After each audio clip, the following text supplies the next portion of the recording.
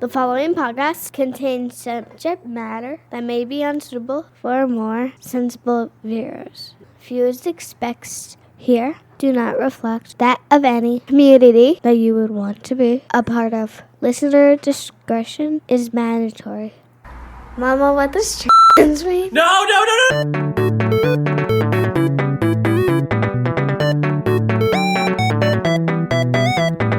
Oh, we almost got the burp in there. So sad. Yeah, I did not get the burp. Heartbreaking. I can't do it again. It was spontaneous. Oh, that was you. I just assumed that was Ree. Why? I have never burped. Am I just don't burp in your mind? Yeah, no, you're just like this perfect angel, and Ree's the type of person who still laughs at fart jokes. So I just... Fart jokes are funny. I love you. What do you want? It's high quality humor. I mean, to be fair, I cannot fart, which sounds very sweet and feminine, but it actually means I'm just gassy all the time. And one day you'll go off in your poor other half. Anyways, hey everyone, welcome back to Tranifesto, the show that would like to say fuck you if you've started putting up Christmas decorations already. It's too fucking early. For fuck's sake, stop I'm that. actually stoked for Christmas. Fuck you. Christmas. I want to bounce my theory off you. Liking Christmas is completely contingent on having a good relationship with your family.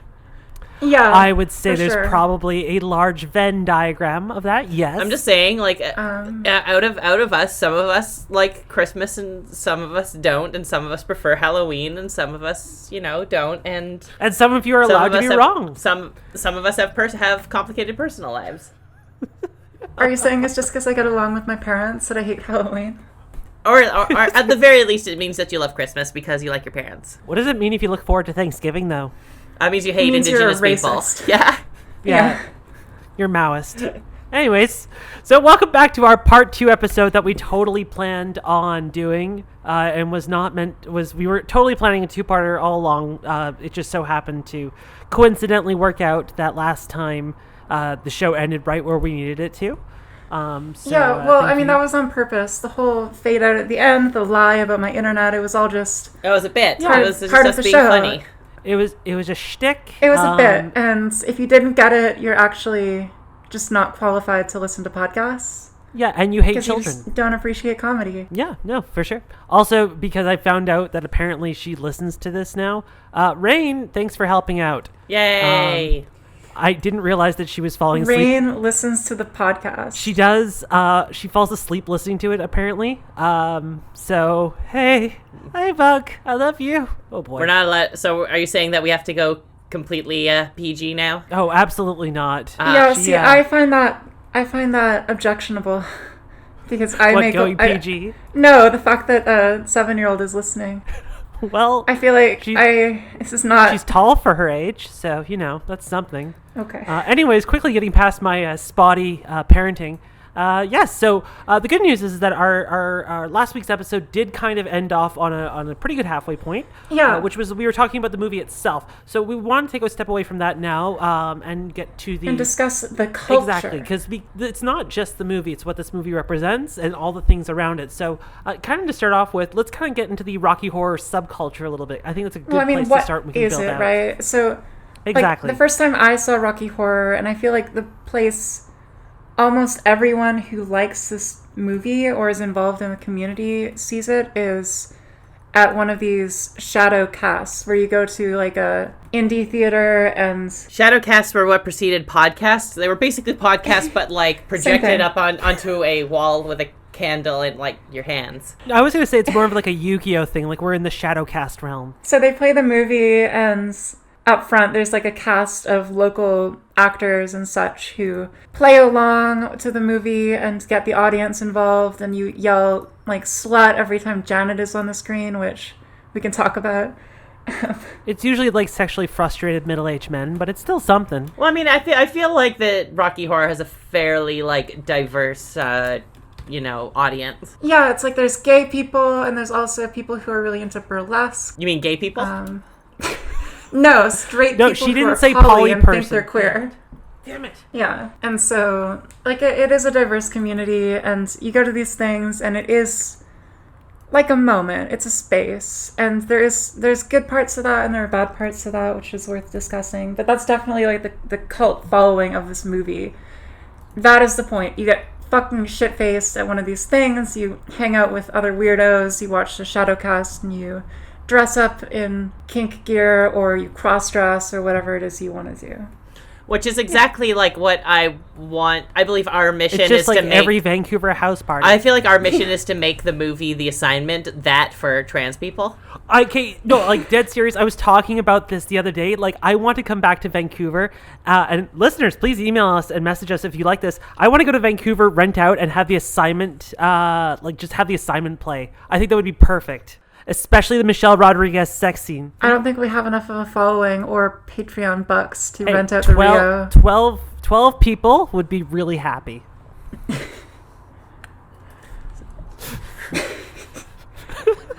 What were we talking about? We were talking about the subculture of Rocky Horror and the shadow casts. Right. So what is our experience with the Shadowcast? What is our positionality, our relationship? Mine was I've never been. Really? I've never been either. Actually, mine was in high school. It was just like we would just listen to the soundtrack while we were in like script writing class. That is so I know you're a theater kid, but the more you talk about it, the more I realize why you are how you are. Listen, It's these experiences. wait a second. How am I supposed to take that? So like neither of you have been to one of these Shadowcasts. No. Interesting. We're just gonna gloss over this. What is this? What am I? Because I remember going, I was 18, I was a boy. Wait, you were what? A young warthog. I went to the Rio to see The marching Rocky Horror band. Picture Show. Said, son, when you grow up. Dressed up in my girlfriend's clothes, wore makeup Stacy's in mom. public, as you do. Like that's the thing. And that's the thing about it is like it's an excuse to cross dress. Yeah, and we all could use that. Which, like, I feel like we can kind of talk about how that fits into the, as of last episode, timely, as of now, not so much, like, topic of Halloween and how people use Halloween to clown with gender. Well, yes, these are sort of yeah. similar things, especially because Rocky Horror is Halloween-y. Mm-hmm. It's seasonal. And that's definitely... Yeah, I mean, they usually don't blast it on St. Patty's Day. That's definitely the idea, right? Is you get this opportunity where you can play with gender and have a socially acceptable, semi-plausibly deniable excuse to cross-dress and to be a different person and to explore things. Mm-hmm. Yeah, Like, it's I saw- it's a license. It's a license to do what you would like. Like gender, like experimenting with gender is like one of those things that a lot of people don't like. There's very little leeway into trying. Mm-hmm. Like it's such a fragile thing. So any excuse for like people that are even like questioning it to like be like, oh, I'm just kind of getting into. It's plausible deniability. Yeah, and like if you do that on different days in different social contexts, you risk like violence, or you risk being harassed or getting shit. Whereas if you do it on like Halloween or at Rocky Horror, you kind of have this space where you can do it safely, and you can do it in a way that feels comfortable because everyone else is doing it, or they're at least like chill about it. Yeah, because I mean, my first experience with any type of cross-dressing was actually back in high school, again, with the theater group that I'm now having an existential crisis about. But we went Well, to this New adds to it, York. right? They turned you Yeah, this trans. is just layering it. I feel like I'm in like a self-help session now. Fuck it, I feel seen and I don't like it. I'm tagged in this podcast. Representation is I hate bad. this so much. But we were in New York, and there was this, apparently there's this tradition that at the end of the trip, all the teachers would take all these kids to like a dinner theater that was full of drag, and it was called Lips. And so like I as a joke, I was like, with As a two of joke? my other As a joke. Just joking. Yeah, exactly. I was just like, oh hey, I'll wear full drag through the streets of New York if you two do it. And like they wore just like feather boas and like eyeshadow, and I had the girls like help do up an entire outfit for me. Yeah. And it was too late to go back, so I was like, okay, well. No, don't make me wear the girl's outfit. No. Oh no. Oh god, I guess I have to. No, like, yeah, there were so many posts this Halloween about like trans women posting like to all the eggs who wore like women's clothes for Halloween. Yeah. Like, hey, you can actually just dress like this out here. Like, it's definitely a phenomenon. Yeah. It's like, look, there's no such thing as like gateway gay, but if there was, this would be pretty close for us. And so, like, Rocky Horror also, its community and its subculture, not just as a space where you can cross-dress, but also a space where you can kind of meet queer people and gender non-conforming people. It's generally like a safe space. Potentially the first time, like, especially if you're kind of sheltered from that side of the world.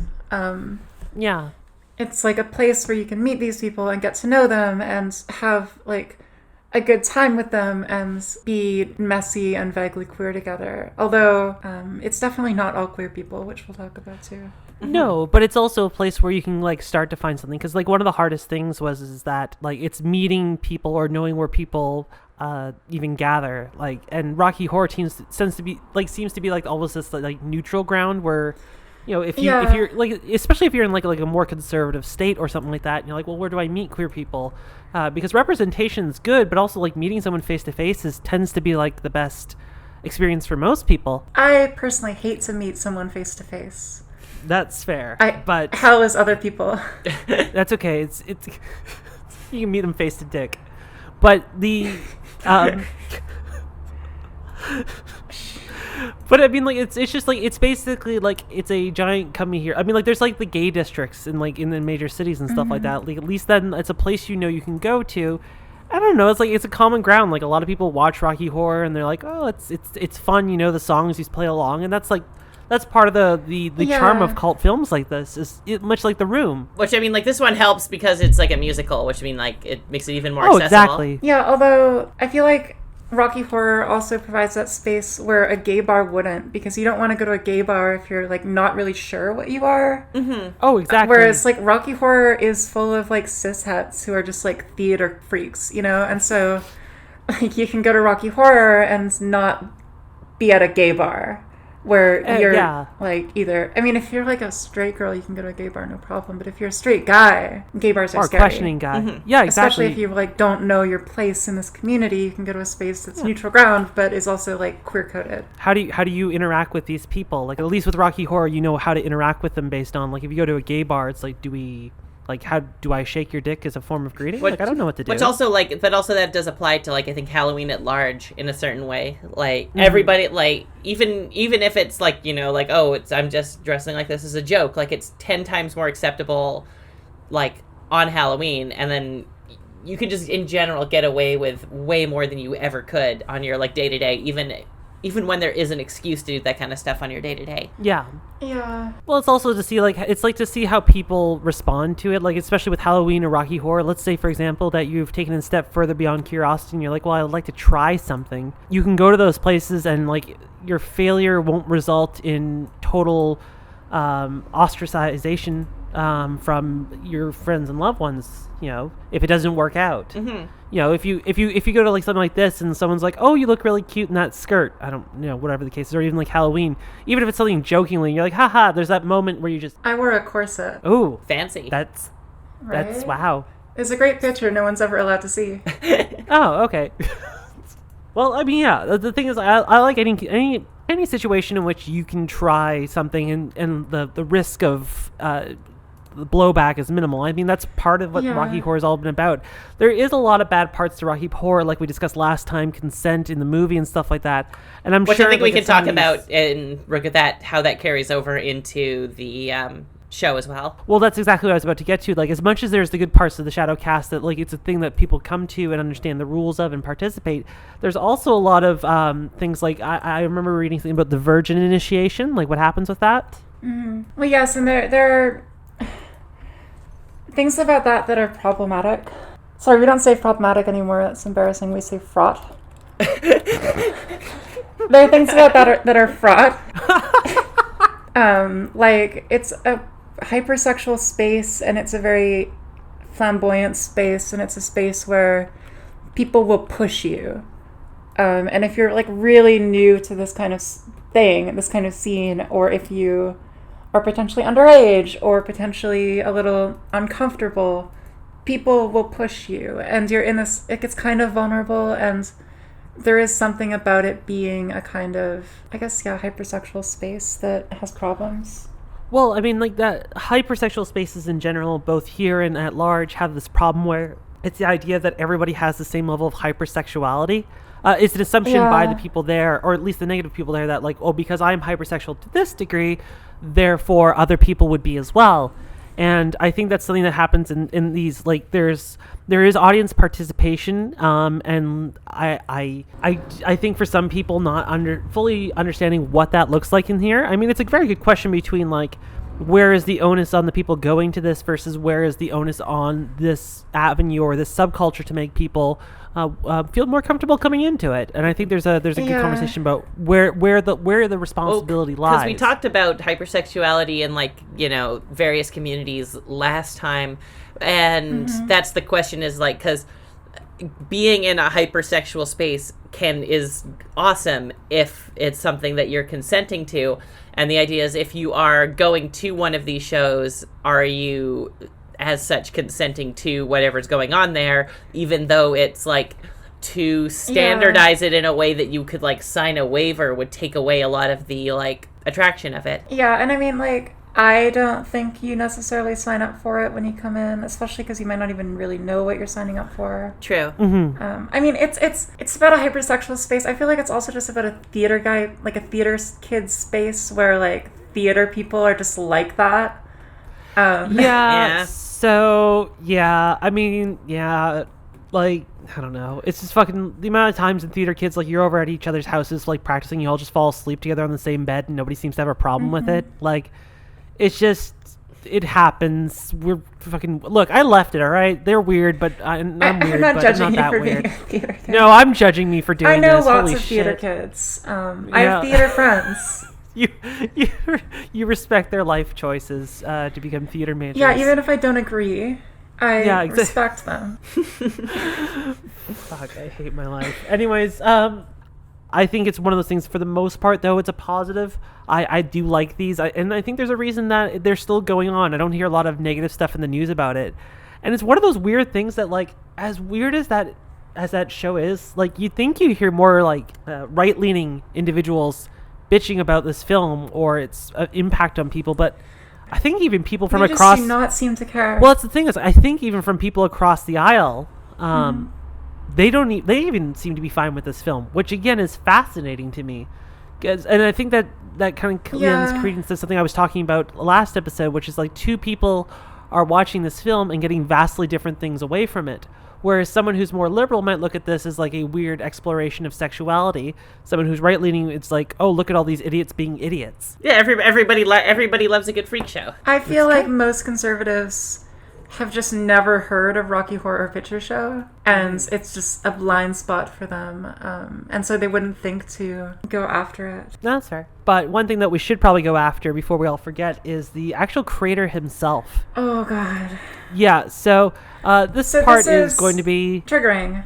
Like, for real. We're not saying a trigger warning, we're just saying, heads up. We're going to talk about the creator, Richard O'Brien's takes. It isn't talking about him, platforming him. So fine, let's just give him a fake name. Anyways, his name's Elliot Rogers.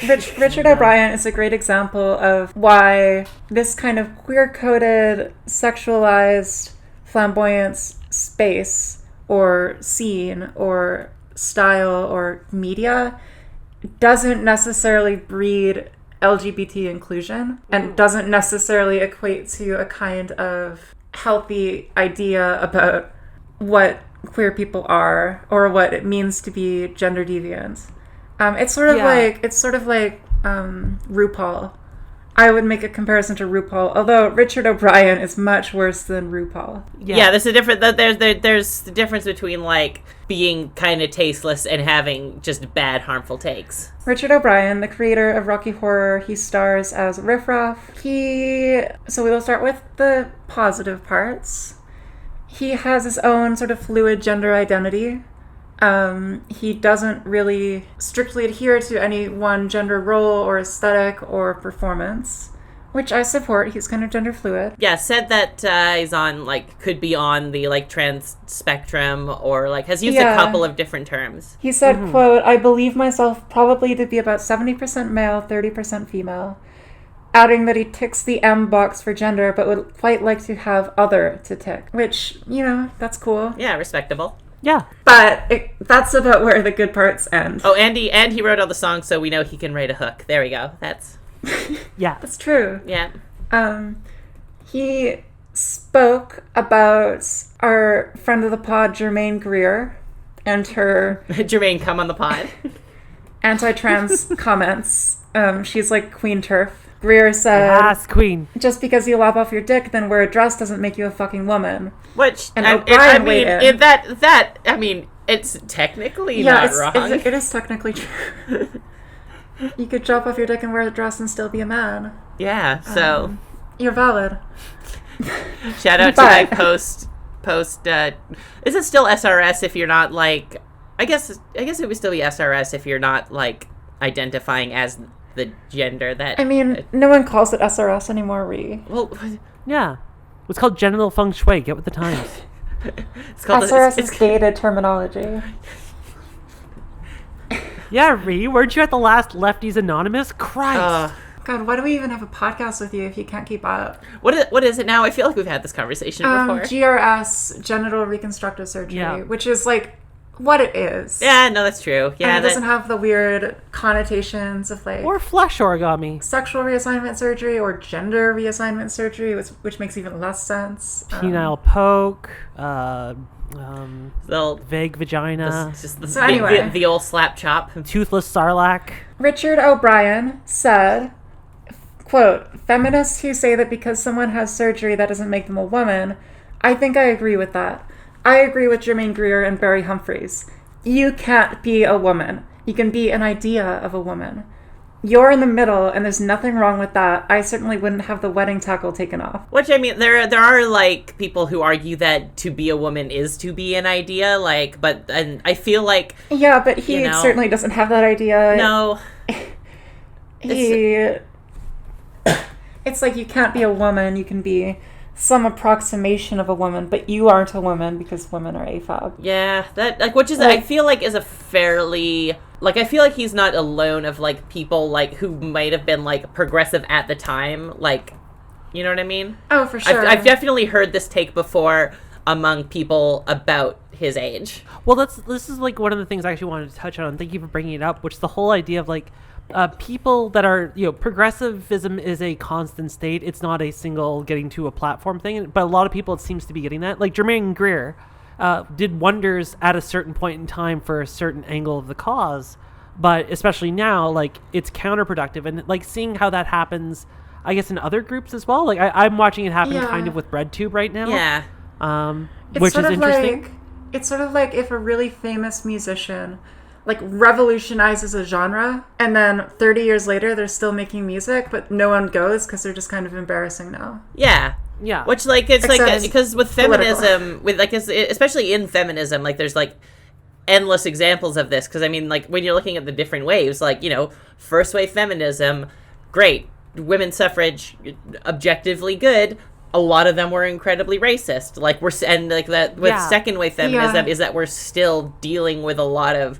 They did the good stuff, and basically all they have left is the bad stuff. And we're still dealing with it. And so it's one of those things to remind ourselves, like, what I've been trying to do, especially with, like, Jermaine Greer and especially, like, third wave feminists or second wave, is trying to find the good in the lessons rather than the individual. I think one of the problems is that people tend to hold the individuals up as an example rather than the lessons or the values that they were proclaiming at the time. Yeah, it's not a personality cult. It's not about upholding the immortal science of Germaine Greerism. No. Yeah, there's you're not like a fan. You're not like a Germaine Greer head, whatever they would Germaine be called. Gerstan.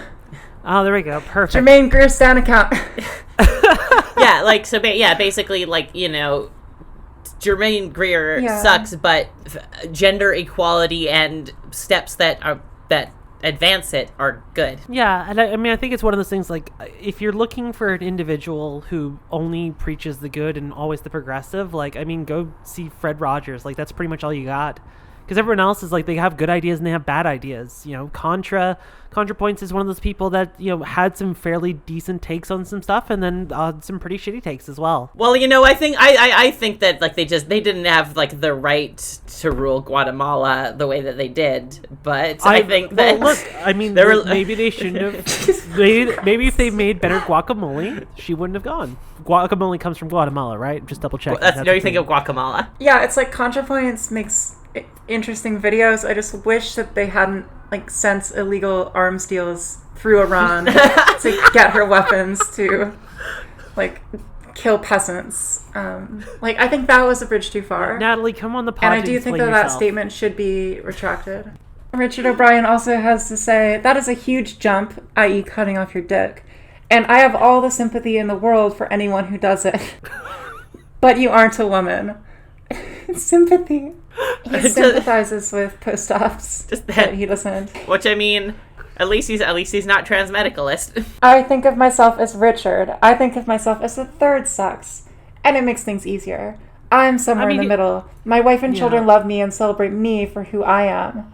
I wish we would see ourselves as members of a sentient race of beings and be nice to each other as human beings. I don't identify as white. I identify as human. There's only one race. It's the human race. There's only one gender, the human gender. Like, and this is like people who are really good at figuring out their own shit, but then get totally stuck with their own shit and cannot conceive of someone else having different shit. Exactly, because it's I agree with him on the whole point. Like, my own personal philosophy is like, yeah, well, it's, you know, if you try to put yourself in a box and with gender and stuff, it's kind of a mostly useless. I really don't see the point of it. Like, nobody has the same, even if you identify with an existing thing, like, nobody has the same gender identity as you, but obviously, like... Well, I think my definition of womanhood is correct. And that is? Which is that someone who doesn't have to buy drugs for themselves. Because hot men buy them for them. If that is your situation, you are a woman. But no, it's like, I am glad that he has figured out his own gender shit and is comfortable and is comfortable being this kind of gender fluid, male identifying broadly non-binary person, and that's dope. But an example. Everyone is like that. An example of someone who has had a similar identity, is a similar age, but has not said anything shitty is Eddie Izzard. Oh yeah, totally. I completely forgot about Eddie. Yeah, exactly. You can have the same take and not extrapolate it out as like I have the final word on gender, and any trans people who don't fit into my conception of my own relationship to my gender are just delusional self-mutilators who hurt women. Mm-hmm. Right, like, and also, like, just to make sure that I didn't misspeak, like, because Eddie Izzard is like historically had the whole, like, you know, very androgynous presentation, like, constantly, you know, like, was like very like openly like, you know, gender is bullshit and I'm going to like define it the way I am, but also like has more recently like embraced the like transgender label, and so which means that they've actively been engaging with it even this late in their life, engaging in their own identity and like the way that like understanding has changed in the public like discourse. Yeah, and like you can get stuck with your perception of what it was in the 70s and 80s, or you can keep up and learn something new and accept other people for things that weren't necessarily around like in the discourse when you were growing up. And then, also it also helps you change your understanding of yourself as well. Well, it's that well-known idea of like, was it closing the door behind you? Like a lot of these people get to the places where they succeed in the rights. You kind of see it right now with the whole LGB movement, where it's just like, a lot of lesbian, gays, bisexuals now have their rights, and so they're trying to close the door behind them, or at least a small fringe group. Yeah, you say the word "a lot" is doing a lot of work. Yeah, sorry, there. A lot for like a small cafe somewhere in London. Like they have an occupancy limit of 30 people. Yeah. Well, it's like that's the like liberal Democrat contingency. Like everyone who's voting Lib Dem also has a side Twitter account where they tweet #LGB drop the T. I'm just gonna piss off all the Lib Dems. Vote Labor. Fucking losers. Jeremy Corbyn, come on the pod. Yeah, we're influencing a foreign election right now by recommending that you vote for him. And since we are funded by Russia, technically, this is going to cause a scandal among the Liberal Democrats who will latch onto it if Jeremy Corbyn wins. Please remember to use promo code. Oh God, this is so bad. Chernobyl what are we talking is for about? lovers. I don't know. Whatever. We got to make our rubles somehow. Exactly. Why do we have a podcast? How are we still going? Oh, Christ. What are we talking about? Generational divides. Yeah, exactly. And so, like, looking back at this, like, it's interesting to see how somebody who's so problematic now made something that was probably iconic and very, very, I don't want to use the word gateway, but something along those lines, for a lot of people to explore the parts of themselves that they wanted to. Something I would say about the culture around Rocky Horror is I feel that it is increasingly being dropped by a lot of younger queer people. Yes. In a way that I feel like it wasn't quite before. I mean, there's obviously problematic stuff about the movie and also about the culture, like consent issues, weird ideas about gender, sort of dubious, like sexualization, and a weird sort of bizarre subculture that I think a lot of people feel increasingly alienated by. Well, I think that's just the sign of the times in terms of its progressing. Like, I mean, nobody's ever supposed to be, no generation is supposed to be nostalgic for the same thing. And also, I feel that Rocky Horror, for a lot of younger queer people, is no longer relevant as an entry point. Yeah, well, it isn't. And so what we were talking about before as like Rocky Horror as a place where you could meet queer people and have these experiences. People have different spaces for that now, even in more conservative cities. Mm-hmm. Well, because it used to be the thing, like, you only had the midnight showings, and that was, like, the closest thing you had, and maybe you lucked out with who you saw there, and you saw the right people. I mean, it's now you can have a Twitter or Tumblr account. I mean, that's half a joke and just half the reality, which is that you can log on there, and you can talk to a queer person in, like, 2 seconds, which is... which was probably one of the good things about social media. Sorry, that sounded like a Republican ad. Like, we need to regulate the internet. Your kids could log on there and talk to a queer person in 2 seconds. Make sure you run your virus scan for the gay on your computer. Please check your hard drive Turn on for parental controls. The gay. I want you to listen here. I'm going to go on the internet. I'm going to find every one of those homosexuals. And I'm... Wait, no, he didn't do the Cuban Missile Crisis. Never mind, I can't make that joke. So, no, I like the idea. What? I can't think of the joke, but the punchline is Watergate. Yeah, perfect. No, so, I mean, like I said, it's nice that the things are progressing. And I mean, that's kind of the thing. It's supposed to get easier for the next generation. I mean, think of it this way: like before, like 80 years ago, it's like you had to go to like some fucking hidden place somewhere in order to meet any gay person. It was like you had to know like at least a half a dozen people to get there. Yeah, you need to put like a colored handkerchief in your back pocket. Exactly. And like pierce one of your ears and like do some bizarre hand signal at the door. Like and all you had to do was learn to paint, and then you got away with it scot-free. If you didn't know any queers, smoke a certain brand of cigarettes. If you didn't know any queers, you'd have to know, like, if not Rocky Horror, you'd have to know how to go to the right shows, go to the right bars that aren't like super explicitly one thing or another to make it seem like you actually belong there. And you have to like care about the royal family because it's like a signal. Like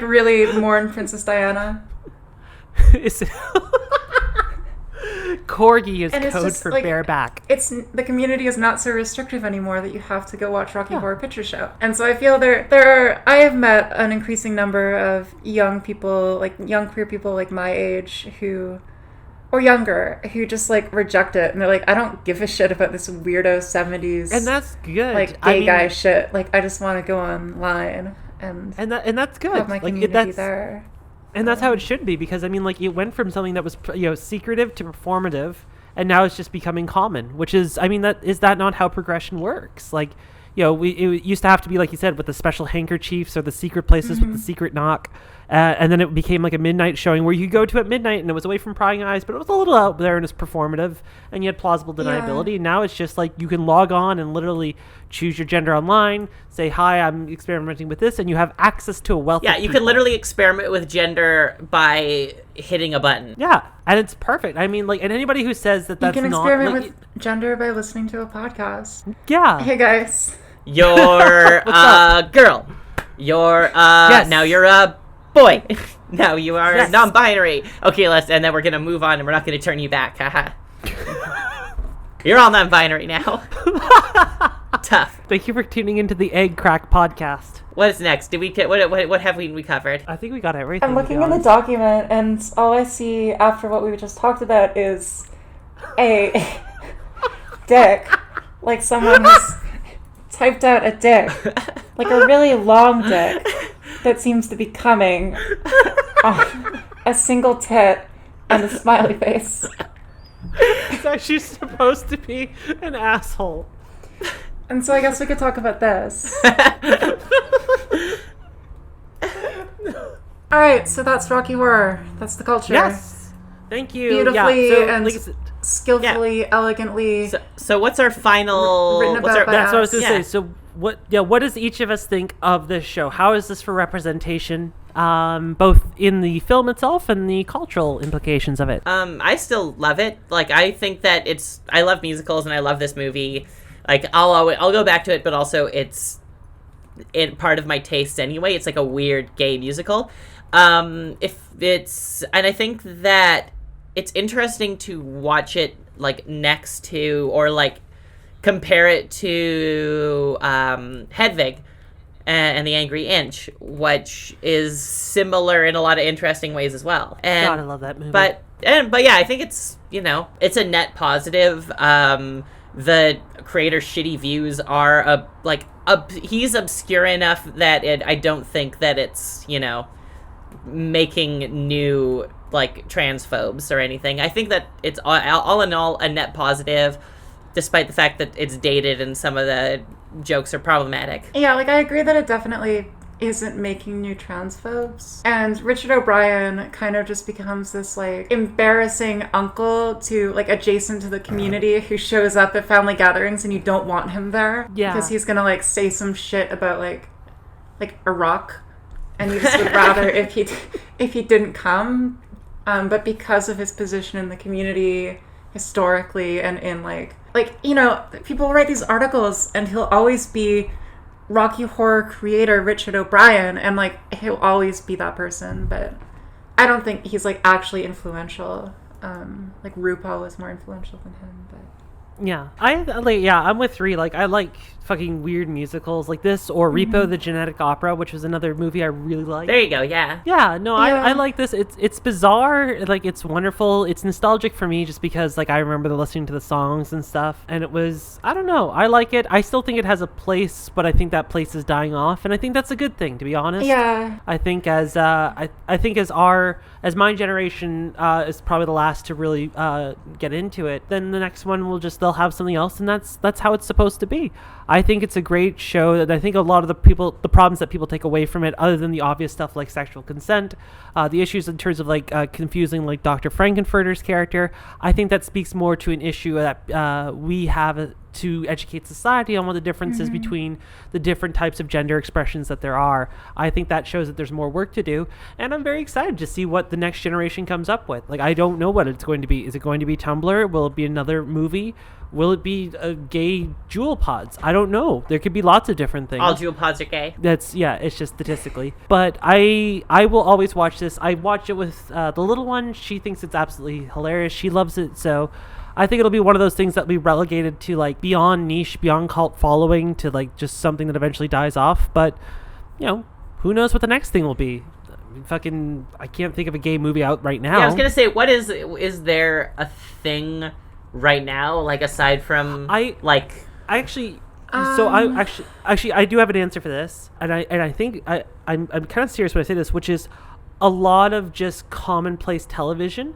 And like, for example, in The Good Things, the main actress, and she's bisexual, Brooklyn Nine-Nine, with their character representation, I think we are moving out of the place where we're having to have shadow cult films like this. Yeah, I was going to say. Because queer folks are just showing up in the normal places, and the scripts with them are getting a lot better, where it's just like, it's not even that large of a place. I think The Good Place personally does it amazingly, where it's just every once in a while, and I can't remember the main character's name, but she they're talking about one of the other girls, and she's just talking about like how hot she is and how she'd like to hook up with her, and then she's in love with the guy during the show. So I like stuff like that. I like that that's where we're getting to. Yeah, and like that's definitely it. It's just the fact that queer culture is being mainstreamed, and also because there's broadly more acceptance, or at least more spaces where you can be accepted, the community is becoming more disparate and more it doesn't need to band together in these really dusky, like porn theater-esque places. These really tiny communities to have safety and to have a space.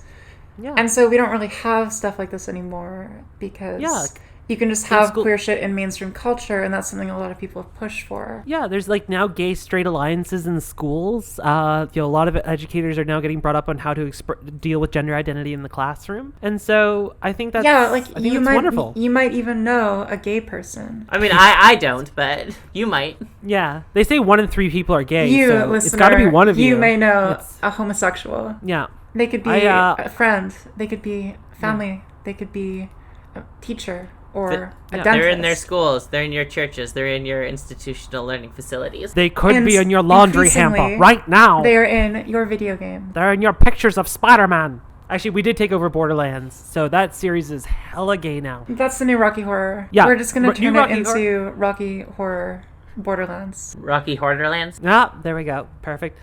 Well, again, I thank you all again for joining us, and we appreciate the 2 fucking parter episode because of not anybody's fault. It was my fault. Except for God herself. Nobody's fault except for mine. I guess you can call me God. Like, that's like I'm more of a bottom, but... Fuck. Power bottom. All right, well, I'm Madeline Hobbs. I'm at rabbit_is_dead on Twitter and Twitch. I don't know. I just draw and parent and shit. I don't know. That's pretty much it. I'm Amy at Lavender Ashtray. I just do posts. So if you like a post, check it out. Like letters? Yeah, like online. Online letters. Electronic mail. And I'm Ree at RHICARTER. And I just rewatched the Clue movie last night. And that's good. Yeah, if you Tim want, Curry. It's such a good movie. If you want more Tim Curry hamminess and there's a little bit of gay humor, we could do a Clue episode. I will use any excuse to do a Clue one, please. Okay, Let's do Tim Curry. Yeah, Tim Curry, gay icon. Everything Tim Curry has ever been in. Could we please specifically review his role in Command and Conquer Tiberian Sun, where he's like the commander of the Russians? And like there's one part in there where he looks like deadpan at the camera, and you could tell they only had like one take to do this as he's trying not to laugh. I'm escaping to the one place that hasn't been corrupted by capitalism. Space! Like that during that pause, he's just desperately trying not to laugh. Yeah. That's good. I think we might have to run it by our sponsors first, though. Yeah.